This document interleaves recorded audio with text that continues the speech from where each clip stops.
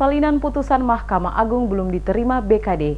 Eksekusi ASN Pemkot sudah dilakukan. Kepala Badan Kepegawaian Daerah Kota Ambon, Beni Selano, mengakui pihaknya belum menerima petikan putusan Mahkamah Agung dari Pengadilan Negeri Ambon terkait dengan eksekusi yang dilakukan jaksa terhadap Kepala Dinas Pemuda dan Olahraga Moritz Lantu maupun Hedi Vigelini Kyulu. Selano mengakui baru mengetahui adanya eksekusi dari media massa lokal di Ambon yang memberitakan perihal eksekusi tersebut. Beni menyatakan belum dapat mengambil langkah selanjutnya sehubungan dengan kekosongan jabatan Kepala Dinas Pemuda dan Olahraga yang dijabat Moritz Lantu maupun jabatan yang disandang oleh Hedi Nikyulu karena belum mengantongi petikan putusan MA tersebut. Jika salinan putusan MA telah didapat dari Pengadilan Negeri Ambon, maka langkah selanjutnya akan dilakukan penunjukan pelaksana tugas Kepala Dinas Pemuda dan Olahraga menggantikan Lantu. Selano mengakui eksekusi terhadap Lantu tidak berdampak terhadap proses rutinitas kerja di lingkup Dinas Pemuda dan Olahraga.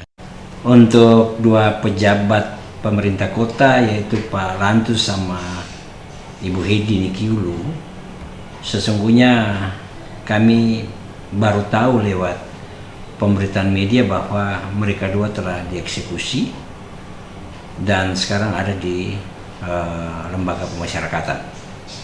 Menyangkut status mereka berdua, kita lagi menugaskan staf pada Badan Kepegawaian Kota untuk berkoordinasi dengan pihak pengadilan untuk mendapatkan salinan keputusan tentang kedua orang yang bersangkutan untuk kita tindak lanjuti sesuai ketentuan perundang-undangan yang berlaku.